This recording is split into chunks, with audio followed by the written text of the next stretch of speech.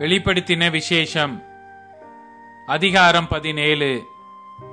7 கலசங்களை உடைய அந்த 7 தூதரில் ஒருவன் வந்து என்னோட பேசி, நீ வா, திரளான தண்ணீர்கள் மேல் உட்கார்ந்திருக்கிற மகா வேசியோட பூமியின் ராஜாக்கள் வேசித்தனம் பண்ணினார்களே, அவளுடைய வேசித்தனமாகிய மதுவால் பூமியின் குடிகளும் வெறி கொண்டிருந்தார்களே, அவளுக்கு வருகிற ஆக்கினையை உனக்கு காண்பிப்பேன் என்று சொல்லி ஆவிக்குள் என்னை வனாந்தரத்திற்கு கொண்டு போனான்.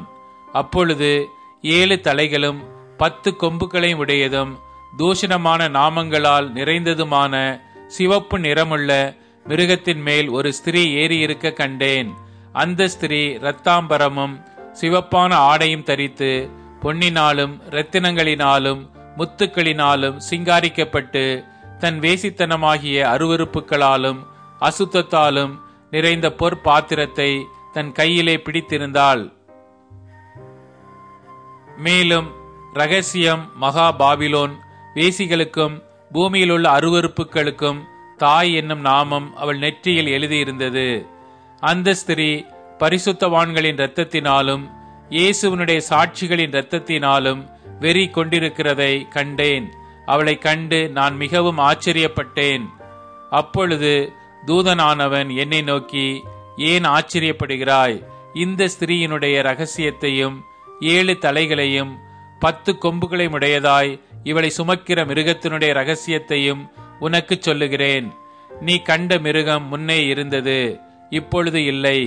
அது பாதாளத்திலிருந்து ஏறி வந்து நாசமடையப் போகிறது.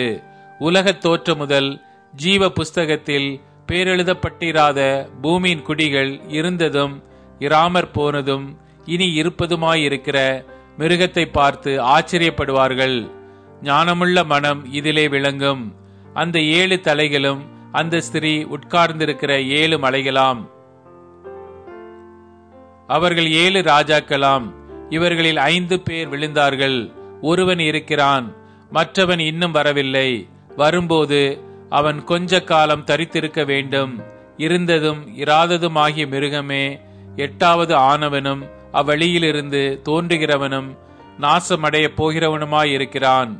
நீ கண்ட 10 கொம்புகளும் 10 ராஜாக்களாம்.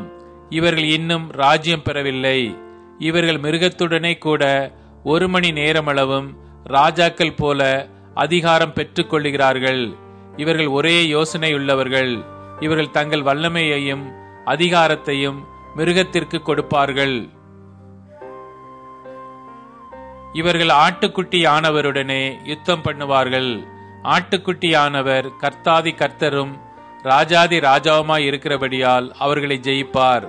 அவரோடு கூட இருக்கிறவர்கள் அழைக்கப்பட்டவர்களும் தெரிந்து கொள்ளப்பட்டவர்களும் உண்மையுள்ளவர்களுமாய் இருக்கிறார்கள் என்றான்.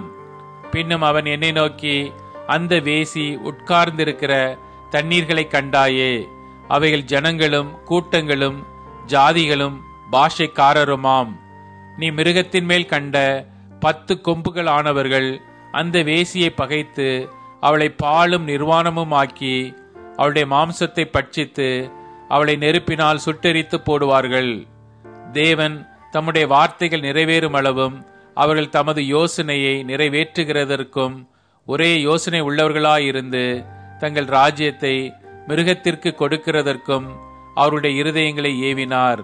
நீ கண்ட ஸ்திரியானவள் பூமியின் ராஜாக்கள் மேல் ராஜ்ய பாரம் பண்ணுகிற மகா நகரமே யாம் என்றான்.